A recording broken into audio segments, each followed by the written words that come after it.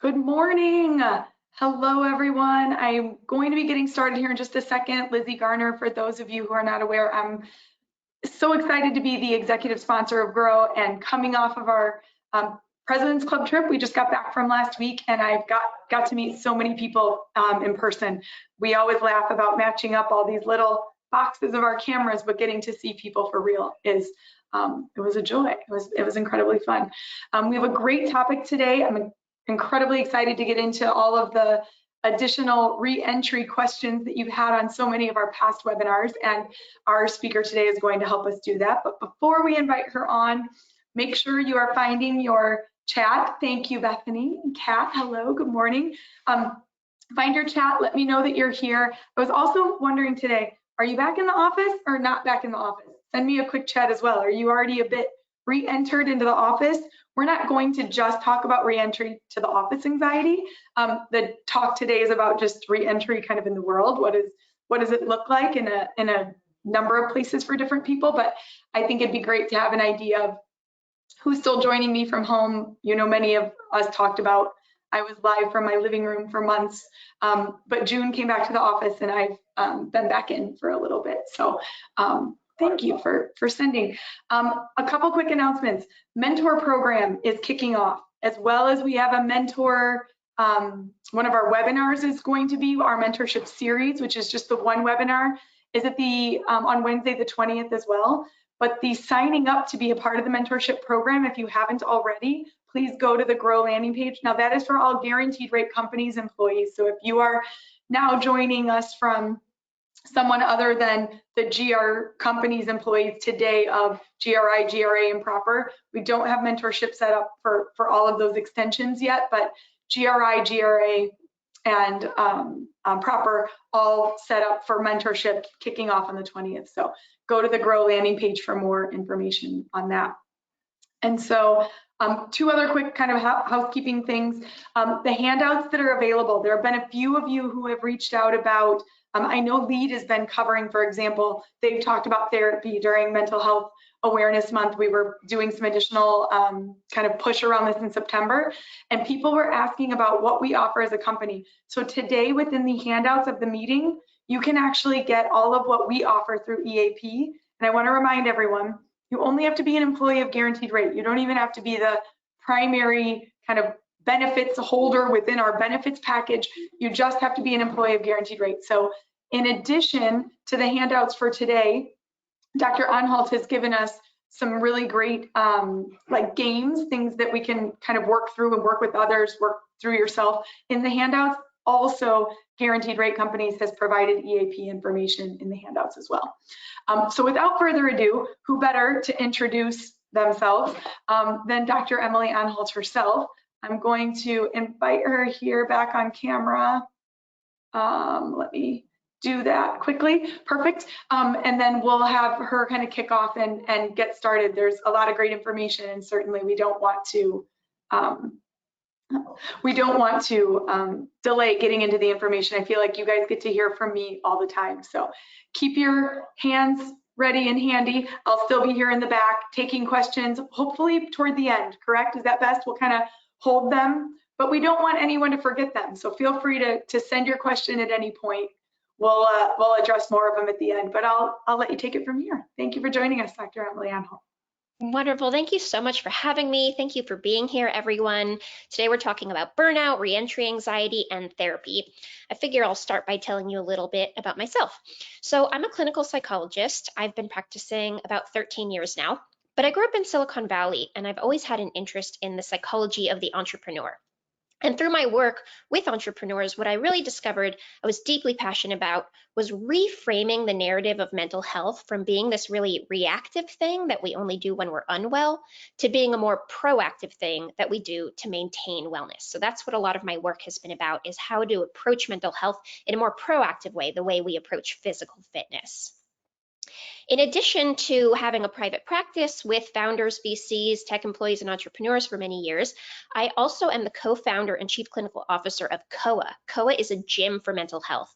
And through therapist-led classes, therapy matchmaking, and community, we're really encouraging a more proactive approach to working on our mental health.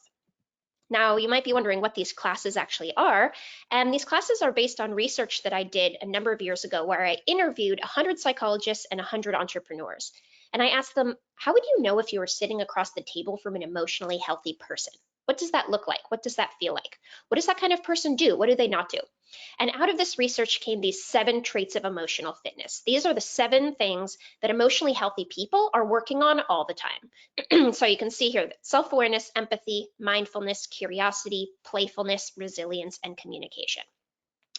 But rather than getting into that, let's get into our topic today. And I'm going to start by asking you if you have heard this statistic or something like it. So throw a +1 into the chat if you have heard this stat. 1 in 4 people will experience mental health problems in their lifetime. Lizzie, I'm curious, are you seeing people +1 for this stat? I am seeing, I've got quite a few chatting, yes, so keep coming. If you haven't gotten your answer in yet, keep them coming.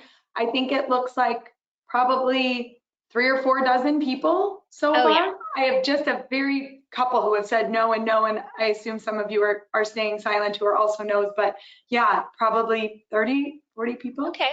So a lot of people have heard about this, and this statistic was put out with good intentions a number of years ago. The goal was to try to destigmatize mental health struggles a little bit and to show that they're more common than people might think. But I'm going to be honest with you, I don't like this statistic. To me, it doesn't really feel accurate. This statistic implies that 25% of people struggle with their mental health, and somehow 75% of people are just prancing through their entire life without a single mental health problem. I don't think that. I don't think so. That doesn't resonate with my experience as a human, and it doesn't resonate with my experience as a psychologist. So I decided to take the liberty of creating my own chart that I think is a little more accurate. Because as you can see here, we all have mental and emotional health. We are all going to have mental and emotional health issues. We might not all be formally diagnosed with a psychological disorder, but we all are contending with the universal pain of being human. We all have existential angst and mourning to do. We're all thrown headfirst into this crazy world of adulting. The struggle is really real on that one. So I think it's time to change this othering we do, where we try to locate issues outside of ourselves to avoid facing them. Mental health is a spectrum that we're all on, and we can be in many places on that spectrum at the same time. We might be doing really well in one part of our life and struggling in another part. So I want to really take apart this dichotomy of mental health versus mental illness. We are all within there together. Today in particular, I want to share what we're going to be going over. I'm going to share some tips for managing anxiety, I'm going to talk about preventing and managing burnout. Post-pandemic social worries are coming up a lot. We're going to talk about communicating our struggles, exploring therapy, supporting loved ones, and then we'll end with a live Q&A. Before we do that though, let's start with a poll. I want to take a little temperature check of how you all are feeling in this ever-changing new normal. So I believe a poll is going to pop up here. Yeah, the And poll looks like it's up. see. Remember, you can select right on the screen. So how are you feeling in this ever-changing new normal? Feeling great? Doing okay? Definitely not living my best life. And times are really tough. Give us your kind of idea as you are find the one that fits best you're feeling today. So I'm doing this poll because, truthfully, because everyone I've talked to is having some kind of tough time right now. And I think it's really helpful to know that we're not alone as we're feeling our way through this very strange time. People are calling it post-pandemic, but are we post-pandemic? Not really. So we're all kind of feeling our way through together. Lizzie, how are we looking on that poll? I think we can go ahead and close it. We've got lots of answers. Oh, there we go. All right, I'm doing okay. Not living my best life, kind of there at 38%, 45% doing okay, and then 7 and 10% on the I'm doing great and times are really tough edges. Well, that certainly makes sense. And hopefully what you all see is that you're not alone in whatever you're feeling. So what I'm going to do is I'm going to start going through the common questions that I get when I talk about these topics and then share some thoughts and answers. At any time, feel free to put questions in the chat that you want me to get to at the end, and let's dive in together. All right, I have felt so much anxiety this year. How do I manage my anxiety and my anxious feelings? So first of all, I just want to say, again, you are not alone here. Let's start with the fact that millions of people out there are also trying to figure this out. Google searches for anxiety soared when the virus pandemic started, but it's continued on steadily. There's plenty of anxiety managed now. The thing is, anxiety serves a purpose. It helps us prepare for uncertain futures. And this whole year has been really uncertain and thus anxiety provoking. I think part of the problem out there is people are like, how do I stop being anxious, without maybe first honoring that it makes sense that you're anxious. This is what our bodies were designed to do, to warn us and to make sure that we are alert if it feels like we need to pay attention to keep ourselves safe. Now, obviously, when this happens over the span of a year and a half, it's exhausting. We've all been in fight or flight mode for a really long time. So let's talk about how we can manage some of those anxious feelings. The first tip, again, is to have some compassion for yourself. But let's go from there. Make space to grieve. I talk about this a lot. People don't realize how important grief is. Grief is the process of turning toward feelings of loss and sadness and anger and disappointment about things not going the way that we thought, or about losing something that we had. And there are a lot of things to grieve right now. Even if you didn't suffer a major loss during this time, maybe you didn't get to have the event that you thought you were going to have. Maybe you missed out on a lot of social opportunities that were really important to you. Maybe you didn't get to see your family over the holidays. These are still losses, and it's still important that we take the time to grieve those losses. Now, this next tip is actually the best piece of advice I've ever received in my life, and I want to share it with you. So the story behind this is, many years ago, I had a loved one who was in the hospital, and it did not look like they were going to make it. And I was really having a hard time. I was very anxious. And a family friend came over who was an oncologist and psychologist. So he had a lot of experience with loss and with helping families through loss. And I asked him, what am I going to do if this person passes away? How am I going to handle it? Like, I just feel like I'm going to cease to exist.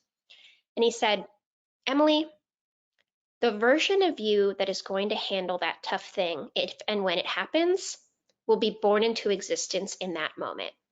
And that version of you will have had more life experience and more time and more wisdom to be able to handle that tough moment. You have to trust your future self to handle future problems. This current moment is tough enough, and it's your only job to deal with this moment. Trust that that future version of you will have what she needs to deal with that moment.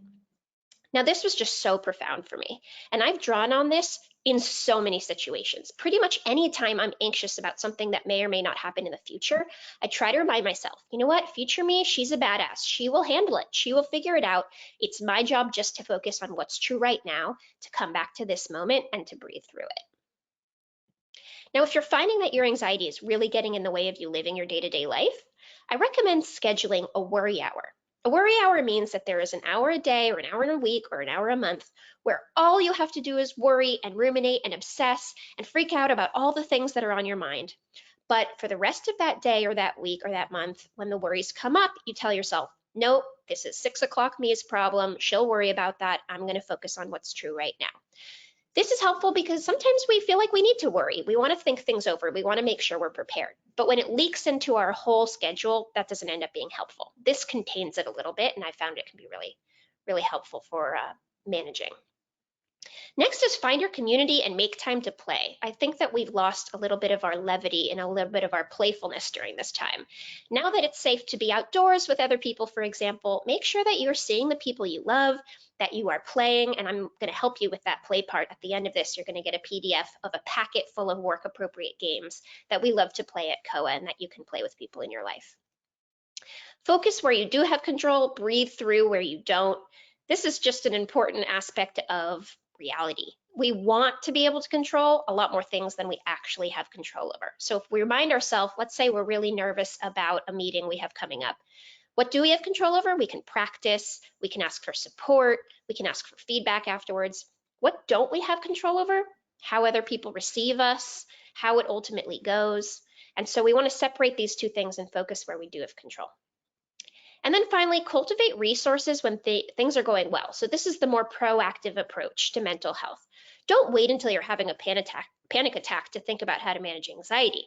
Things like meditation, starting therapy when things are mostly fine, which we'll talk about, making sure you have support around you. These are much easier things to do when things are okay. And then those resources are set up for you when things are not feeling okay. Okay, let's head over to burnout. I feel exhausted all the time. How do I manage feelings of burnout? I'm hearing this a lot right now. And the way I think about work and burnout is a little the way I think about putting gas in a car. So being mentally healthy is a little like ensuring that your car has a full tank of gas. The thing is, most of us tend to wait until we're running on fumes to pause and recharge and refuel. But the problem with that is if you hit an unexpected detour, like say a global pandemic, then you don't have the gas that you need to get to where you're trying to go. And when you run out of gas, it's a lot more trouble than just refilling the gas, right? You have to get yourself to a gas station or call AAA. You might have damaged your engine. Now you have to fix that. That's why we don't want to wait until we're actually burnt out to invest in our own self-care and to have the resources we need. So let's talk about how we do manage burnout. The number one tip here, the number one most important thing is that prevention is key. Burnout is so much easier to prevent than it is to fix. So how do we prevent burnout? The first one is making sure you're scheduling in breaks and rest. Don't wait until it's convenient to rest. In this crazy world where we're working from home and our work and our personal lives feel like they're one and the same, it almost never is a really convenient time to rest. So it's important that we schedule it in like we would any other meeting or appointment. The next thing is take some time to think about what your early warning signs of burnout are. How would you know if burnout was around the corner? Like for some people, maybe it's I skip meals when I'm starting to get burned out. I care less about my work. I complain more. I have a shorter temper. I'm less patient. These are the signs that maybe burnout is something that might be around the corner. And if you know what these signs are, you can recruit support in keeping an eye out for them. You can tell your boss, your colleagues, your partner, your friends, hey, if you notice these things with me, please reflect that to me so that I can be thinking about how to take care of myself. So for example, in my company, we have a place where we ask people what the early signs of burnout are, and that way we can say, oh, hey, I noticed you skipped lunch the last 3 days. I wonder if you might actually need a little bit of time off, maybe take a half day and regroup. Next, you can build in shock absorbers and have a plan in place to intervene. So when you see these early signs, what does that look like? What do you need? Maybe you need to take a half day off work. Maybe you need to schedule a vacation to look forward to. Maybe you need to get back into exercising. Whatever it is that helps you move away from burnout and more towards self-care, know those things in advance because it's harder to think of them when you are burnt out than it is to draw on them when you need them. And then finally, learn to understand and communicate your boundaries. It's so important that we can tell the people in our lives what we need and how to help us have it. Okay. The next question I get a lot is, why do I feel worse now than I did at the height of the pandemic? I'm seeing this a lot. A lot of people I work with are actually struggling more now than they were before. I want to tell you about a study that I read years ago that I found really fascinating. The study was on looking at prisoners of war, people who had been captured and tortured, and it was specifically looking at the dreams that they were having.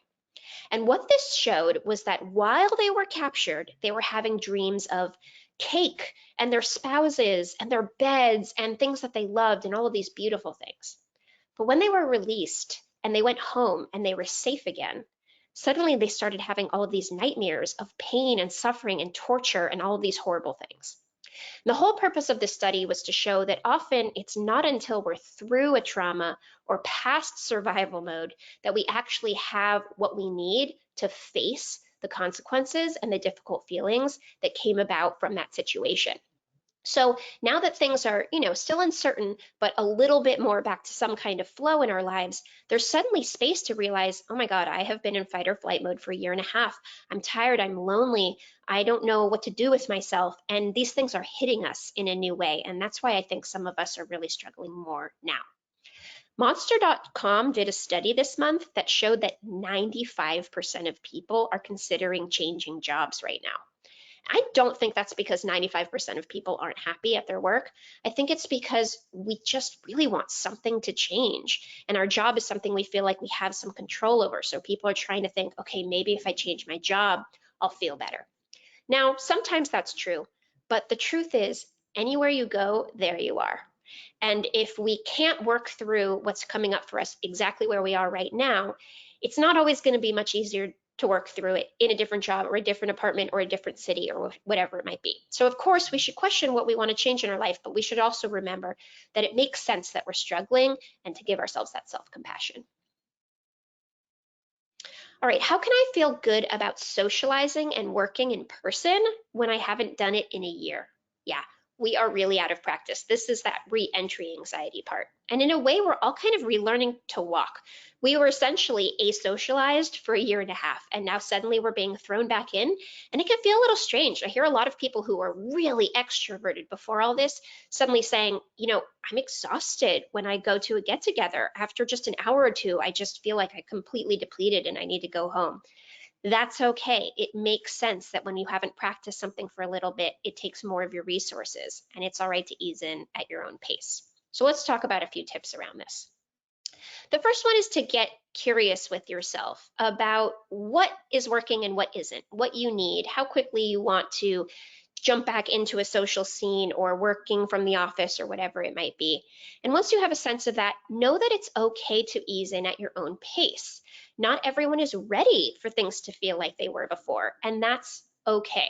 I think sometimes we don't feel like we have the permission to be in a different place with it than our colleagues or our friends or our loved ones. And that is all right. And you should respect other people's boundaries just as much. So check in with loved ones and be really transparent.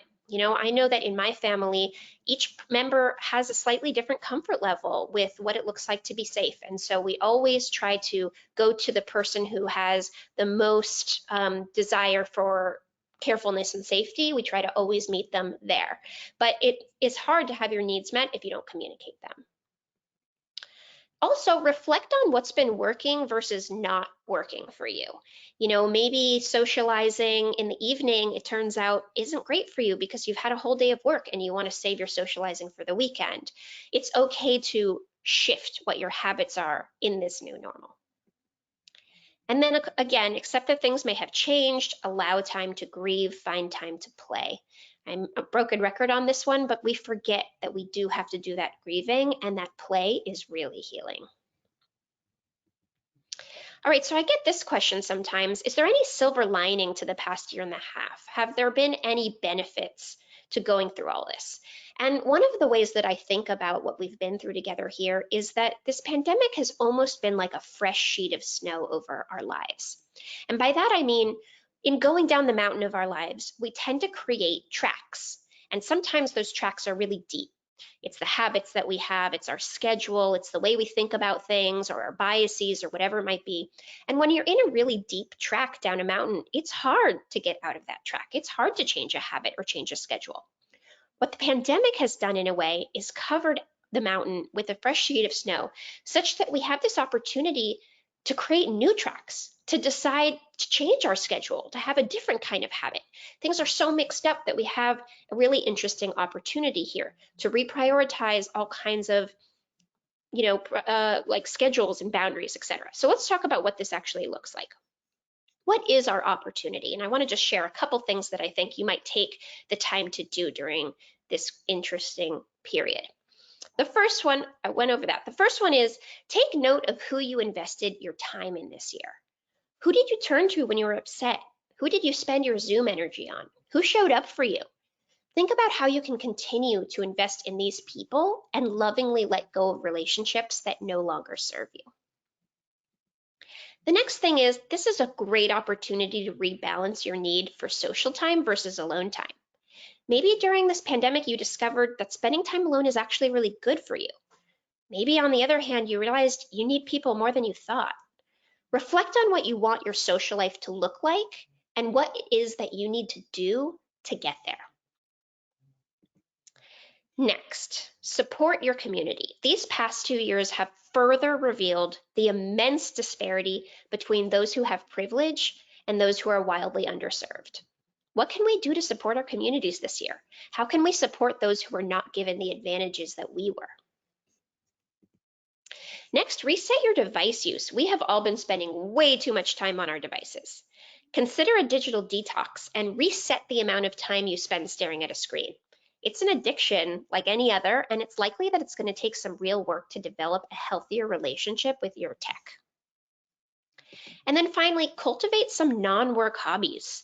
This year has seriously blurred the line between our work and our personal lives, but work cannot and should not be the only place that we put our passion and energy. So think about what else lights you up and prioritize it. Now, what I want you all to do is go into the chat and type in, what is one thing you've changed in quarantine life that you would like to bring with you into post-pandemic life? Is it that you exercised more? Is it that you spent more quality time with your partner? Is it that you took up therapy for the first time? What is something that came about during this past year and a half that's actually really working for you that you want to bring with you into post-pandemic life?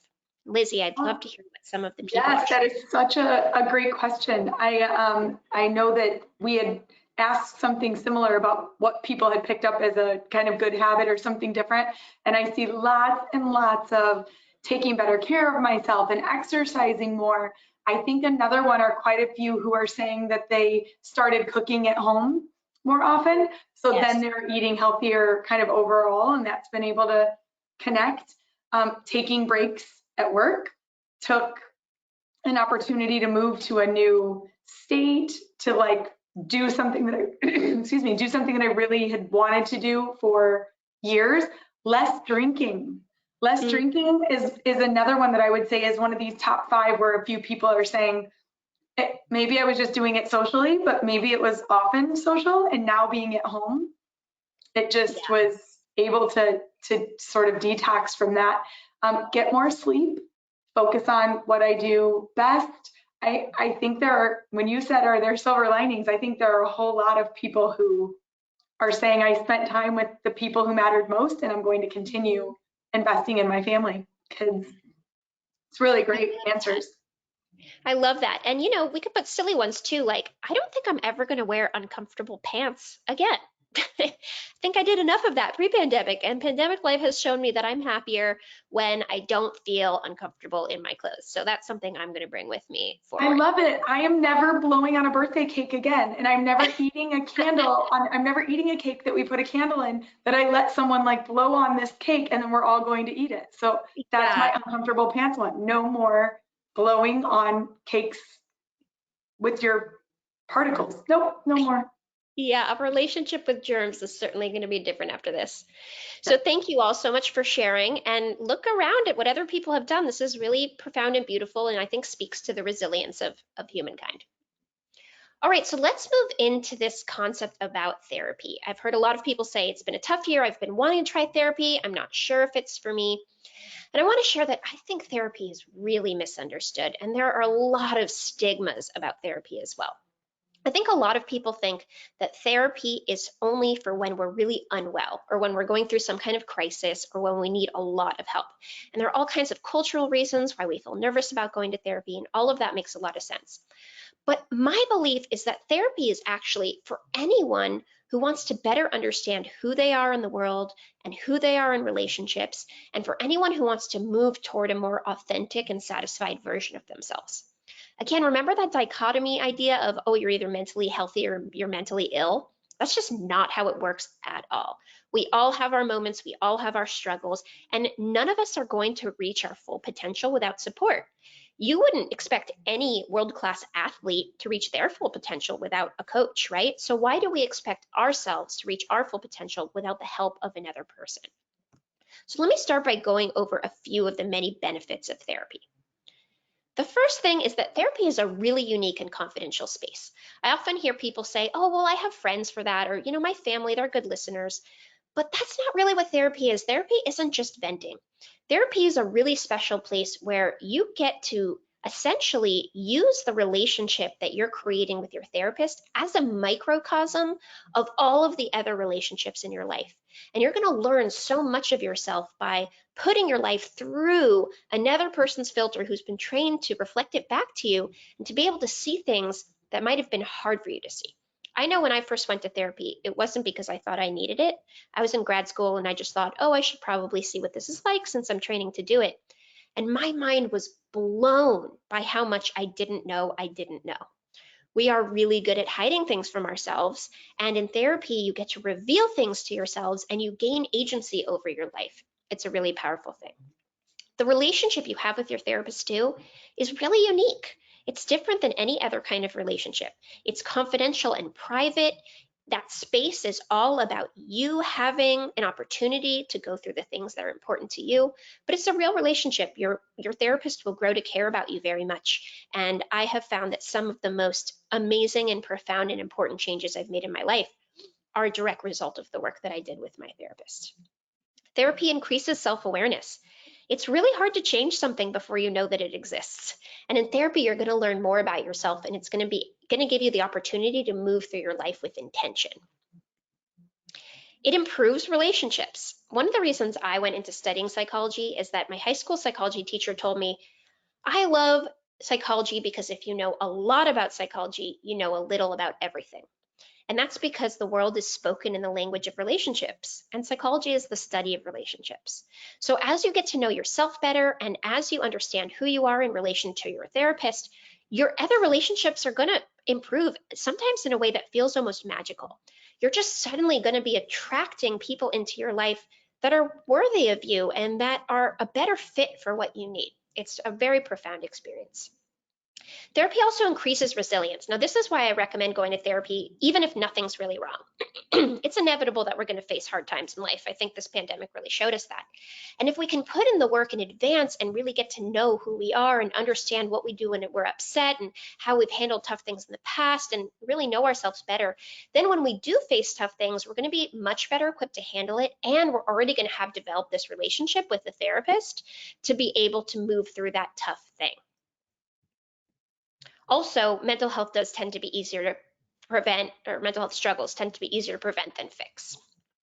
It increases emotional intelligence. You're just going to learn how to talk about your feelings better, how to communicate your boundaries better. You're going to understand what other people need better. It's quite important.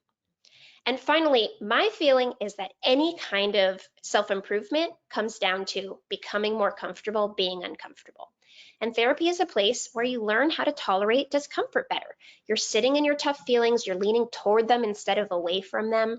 And over time, you just get better at saying, okay, I'm uncomfortable, but what's the best choice here? Instead of just the choice that moves me away from discomfort quickly. So you might be wondering, okay, this is interesting to me, but how do I know what kind of therapy to do?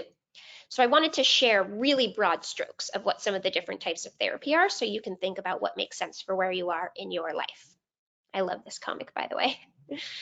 Okay, so let's go through some of the types of therapy. Now, cognitive behavioral therapy is pretty well known. It's also known as CBT. This is a short-term, goal-oriented therapy treatment, and it takes a really hands-on and practical approach to problem solving. Its goal is to change patterns of thinking or behavior to help people change the way they feel.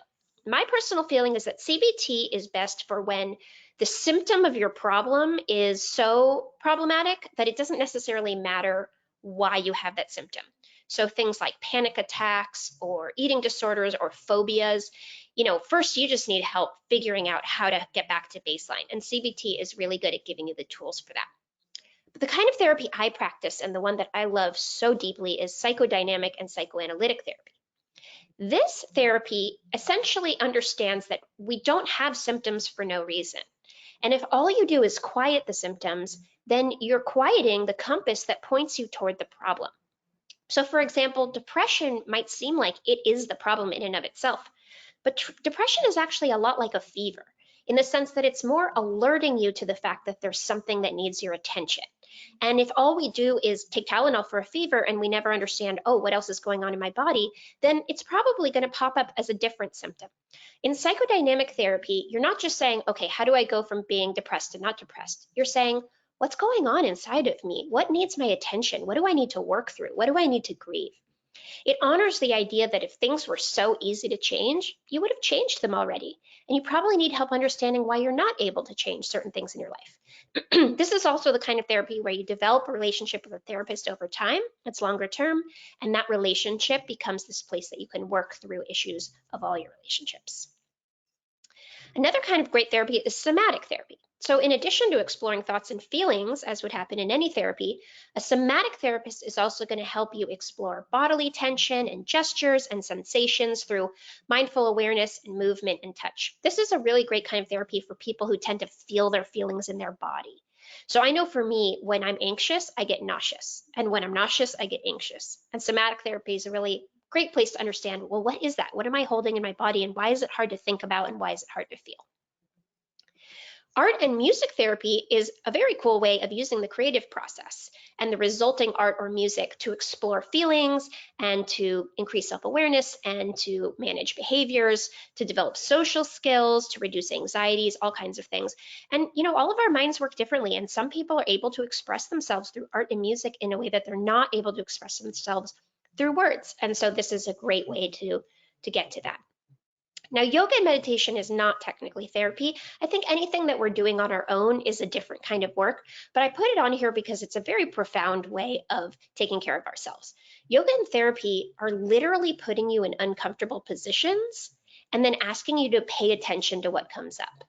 So the way I think about yoga and meditation is they're not going to fix your problems, but they will over time help you deal with your discomfort enough to face your problems. So I often recommend yoga and meditation as supplements to therapy. And then, of course, there's psychiatry. Psychiatry is the prescription of medication. And I'm not anti-medication. Sometimes we need a life preserver to get through tough things. But what I do recommend is that if you're taking medication for a psychological struggle, don't have it be prescribed by your general practitioner. Go to a psychiatrist, someone who's really trained to help you understand the bigger picture, and think about supplementing it with talk therapy. Because again, if all we do is quiet our symptoms and we don't pay attention to what they're pointing to, we're doing ourselves a disservice. Question I get a lot at this point is, how do I find a good therapist though? And I have to be honest that unfortunately there are a lot of therapists out there who maybe aren't doing the work for the right reasons. And thus I do not recommend just Googling therapist and hoping that you get a good answer, just like you probably wouldn't Google cardiologist and go with the first person who came up. So let's talk about how to find a therapist. The first thing I will of course plug is that if you happen to live in California or New York, one of the things that my company COA does is therapy matchmaking. And so you can go to joincoa.com/therapy and you'll fill out a survey, and then you'll have a free 20-minute consultation with one of our licensed therapists who is a specialist in matchmaking. And you'll tell them a little bit about what you're looking for, and then they'll hand match you to someone who they think is a good fit. And all of our clinicians are vetted, they're experienced, they all practice somewhat psychodynamically, like I was talking about before, meaning they all believe that we're complicated and that we need to honor who we are before we expect ourselves to change. So, pardon me. I'll give you a second here, Dr. Emily. They had a lot of questions saying, but people don't know that you have to see more than one sometimes to get it right. So I'm glad that you just tackled this question from the chat. There were quite a few needing this grace to understand that they weren't broken if they found the wrong therapist on the first one. It wasn't them. Absolutely. Keep working. Something I say a lot, and pardon this metaphor, but seeing a therapist once and swearing off therapy forever is a little like going on one bad date and never having sex again. It takes some time. It takes some different tries. You have to find the person who's the right fit for you. You have to try different styles.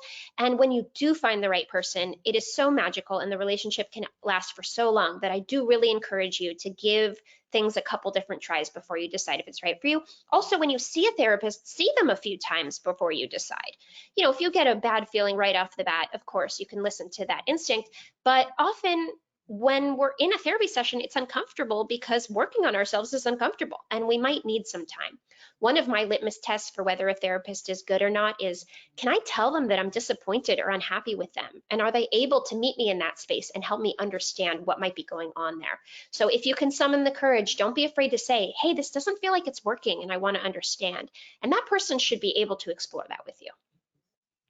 Now, if you're not in California or New York, I just highly recommend going through referrals. Talk to people in your life. Find someone who is in therapy, who really likes their therapist. Now, if they're close to you, you probably shouldn't see the same therapist as them, but that person's therapist can probably recommend other good therapists that you might explore. So that's a good way to go. And if you're on a budget, which many of us are, I know therapy is expensive, but it's the best investment I ever made. And there are sliding scale clinics in every major city. A sliding scale clinic is a place where the price you pay is correlated to how much money you make. So usually bring in a pay slip and then they tell you how much it makes sense for you to pay. Usually the clinicians working there are in training, but they're often supervised by the best clinicians around. And it's a really good way to go if you're wanting to still be able to be in one-on-one therapy on a budget. Okay, another question I get a lot is, how can I support other people with their struggles? Like my partner is really going through it or a friend is going through it. How do I help deal with that? So first of all, one of my favorite ideas is that in any given relationship, instead of saying, I'll take care of you if you take care of me, we should be saying, I'll take care of me for you if you take care of you for me. So often, the most important way to support other people is to first take care of ourselves. And that's not only because then we'll be in a better position to help them, but it's also because we can't force anyone to do anything for themselves. But it is very compelling when they see us taking good care of ourselves and what difference it makes in our lives, that they're going to be more likely to follow. So I have matched probably 600 people into therapy over the course of these years, and it's never from talking about myself as a therapist. It's always from talking about myself as a patient. Why is my therapy working? What's so profound about it? Why do I love it? What has changed in my life? And people ask me questions and I answer and I'm really open about it. And then people say, well, that sounds pretty interesting actually. Like if you're in therapy and you seem to be doing pretty well in life, then maybe I want to think about therapy and I want to try that. And that's how I've got a lot of people to do it. So let's say you really feel like your partner should be in therapy. Well, if you feel that way, then you're probably going to be supported and helped by therapy too. So maybe start by doing it yourself and then come home to your partner and say, hey, I just want to share how it's going for me and why I think it's working. And trust that that is more likely to get that person to be curious for themselves than saying, I think you need help. I think you should go to therapy. Next, listening and asking a lot of questions goes a long way when supporting other people. Most people don't expect us to fix all of their problems. So I also say don't rush to fix. When someone comes to you with a problem, if you could fix it after listening to them for half an hour, then that probably wasn't that hard of a problem and they probably could have fixed it themselves. What people mostly want is empathy and company. They want someone to be with them in their struggle. They know that it's not always easy to fix a struggle. The other thing to remember is support where you can and have boundaries where you can't. We are not able to fix every problem, and it's okay to say to someone, listen, I don't have the capacity to support you in this way. I'd like to support you in finding the right person to give you this kind of help. Finally, and this is a lot easier said than done, it's so important to accept the limitations of agency we have over other people. This is just a hard truth of life. We want to be able to help or even save the people we love, but that's not how life works. Any one of us has to be invested in our own healing for it to work. And sometimes we just have to accept that we can't force anyone to get better or do better, even if we really want them to, even if we really want that for them. So let me ask everyone to go into the chat really quick and type in, when you're having a hard time, what is the best way someone can support you? How do you like to be held up, cared for, and supported when you're struggling a little bit? Maybe it is that you want someone to just listen. Maybe it's that you want someone to keep you company. Maybe you do want suggestions. Maybe you want someone to take your mind off it. Maybe you want to be left alone.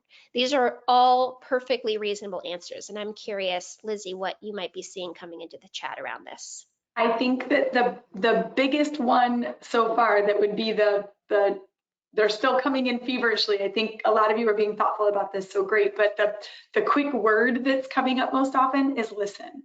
Like, listen to me. I think exactly what you said. Like I don't need you to follow it. I just need you to listen. Lots and lots of hugs. Hugs, I think, make a whole lot of things Touch, yeah. less bad. Yeah, hugs make things less bad. That there's still a good amount. It's probably in third place. Still a good amount of. Sometimes I just need you to leave me alone. Sometimes I just need that space. Sometimes I need nothing other than just being there. There's a good amount of like, I don't need to do any of those. Don't talk to me. I just need you to be there. So I think there's a good amount of just quiet. Like Val's like, yes, agree, just be there. I don't need you to solve it. I don't even want to have to tell you about it. But if I could just sit here with you in silence probably, or get to it when I can. And Linda said best, I think I need all of those things. I need each one at a different time, just a bit. And that's the power of just asking for what you need. I think we want people to read our minds and know what we need, but just say, hey, I'm struggling and what I really want is for you to just listen. Or, hey, I'm struggling and what I really just want is a hug. Tell people what you need. You're going to be a hell of a lot more likely to get it. And conversely, when you see someone else struggling, ask for what they need. You can say, hey, do you want me to just listen or do you want some advice? Do you want a hug or do you want me to leave you alone? Just ask and let people be the agents of their own needs. So let's go to some quick takeaways, all of the things we've gone over today.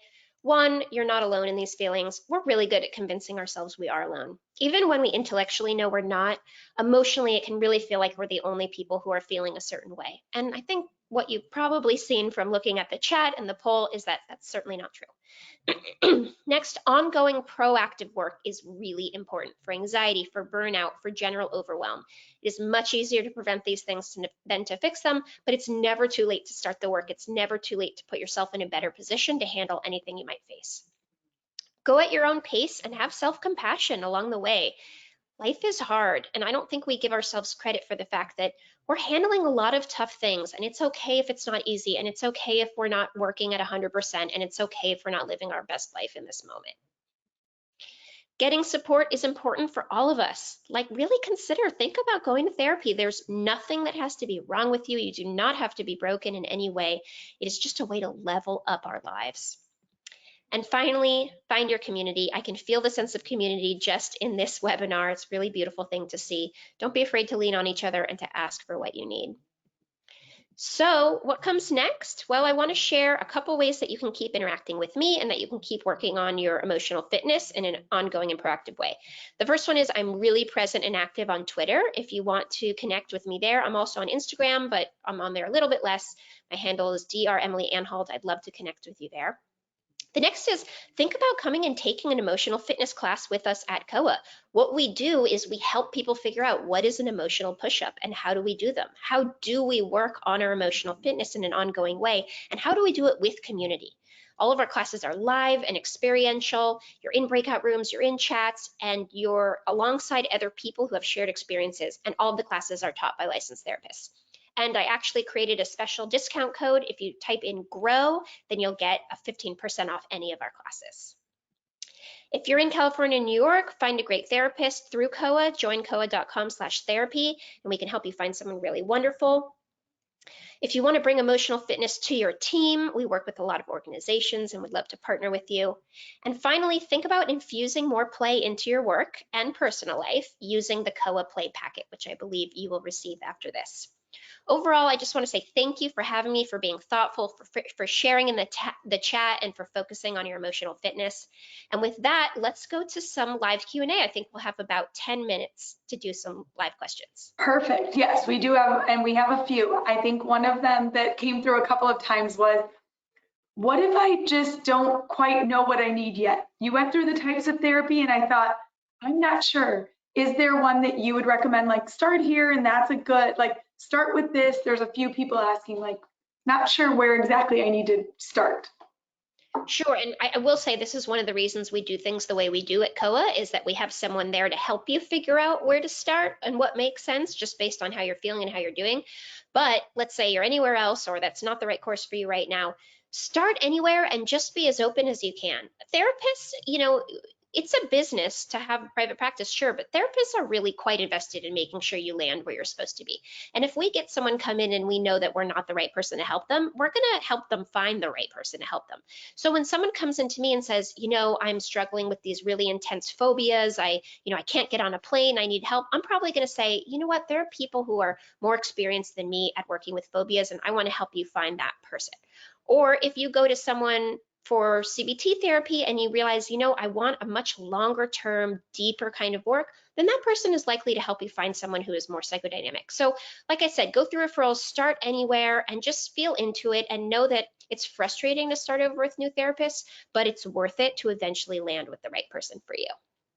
That is a great one that many are kind of adding additional points to that. There were a few that I think we should circle back to. So a few people are saying, but wait, what if I want this service like COA, but I'm not in New York or in California?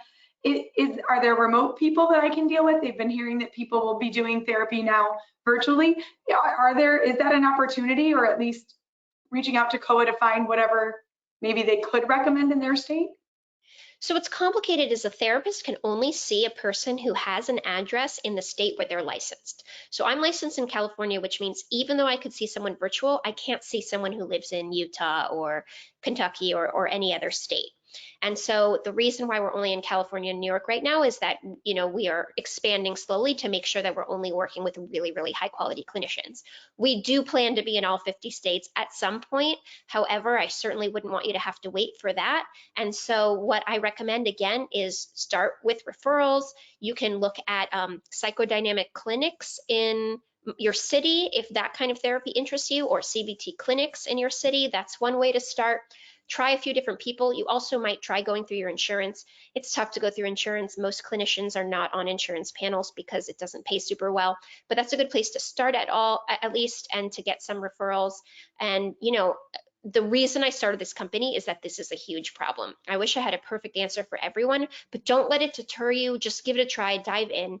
And one of the things, if you go through the COA matching process and you're not in California and New York, I believe it does link you to a place where you can find other therapists, like Psych Today, that kind of thing. Perfect. So I will just sort of circle all of you back to at least going to join COA. I assume fitness classes could happen from anywhere, Yes. and that's maybe a good starting point for anyone, anywhere, because the classes are not technically therapy, even though there's therapists teaching them. We just think they're in the best position to really support you. We have people from different countries, different states, all kinds of places joining our classes. I love that you said figure out the way to do an emotional push-up. We've all spent time with a personal trainer who has helped sharpen your skill, and this sounds like a way to do the same. Okay, I'm with this person's question. I need this as well. I thought it was so great when you shared the advice that a family member had given you about the version of yourself that can you repeat, the version of yourself has not yet been born who's going to be able to handle that when it comes. What was that? One more time. Essentially, he said the version of you that will handle that tough thing, if and when it happens, will be born into existence in that moment.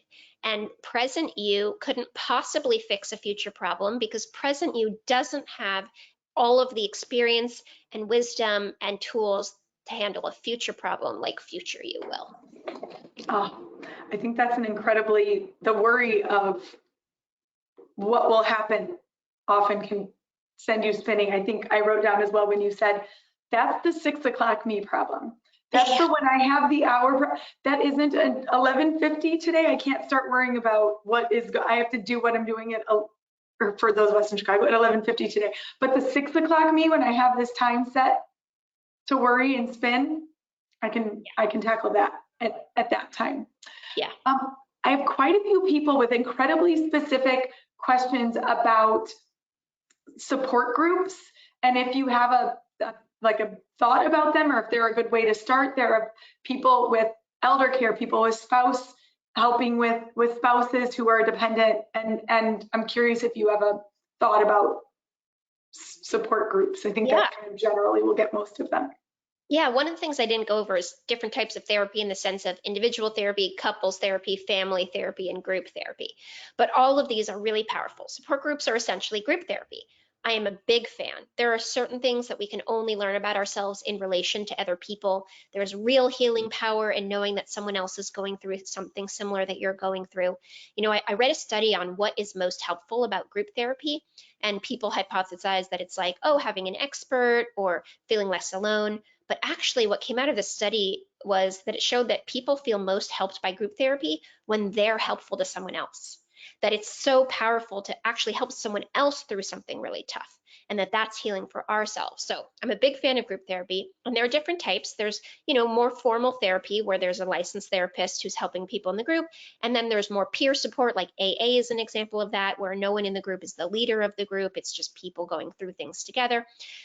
Try different things. Again, not every group therapy is going to be the right fit, but I definitely think it's wonderful to find a community of people who get it. And then the COA classes are sort of adjacent, where it's not therapy, but you are going to be working on your emotional health with other people. I think that is a great way to start. There are many of you who feel like, I want to put my foot in the water. I like the idea of the support of others. And I think it goes back to what you said. How do you like to feel when you're going through supported, listened to? And I think that support could provide for a lot. So for those of you who jumped on a little late, I'm going to just kind of quickly wrap us up. Within the handouts, there are information for you to understand what does EAP look like at guaranteed rate. So for those of you who might need something, if you could just, Dr. Emily, your slides went away. I wanted to reiterate to everybody, these are the ways to reach out. So again, if you want the therapy matching where they have licensed therapists, it sounds like there could be some limitations to California or New York, but the joincoa.com/classes has a grow code. So grow, just put in grow as the code. I think that sounds like a great place for many of you who are still saying, I'm just not sure where to start. Maybe that's one of your steps, is to reach out, start following on Twitter or Instagram, and start sort of getting yourself closer to familiar and comfortable with the idea. We've spent the hour with you, which we really appreciate. I want to thank you so much for investing in all of us and making sure that we all have kind of this place to start, as well as I'm looking forward to diving into the packet of games that's also attached as part of the meeting here in the handout. But for anyone whose question I didn't get to, I think reaching out to some of these additional resources will help kind of get you there. And then we also will post this recording. For those of you who said, what, can she repeat that? And what about, it'll be posted with the information, like with our presentation today. The handouts will also be there so that you can review any of those things that you've missed. But thank you all for investing an hour in yourself. Thank you so much, Dr. Anhalt, for joining us. Appreciate you all. Until next week. Thanks for having me. Thank you. Bye all.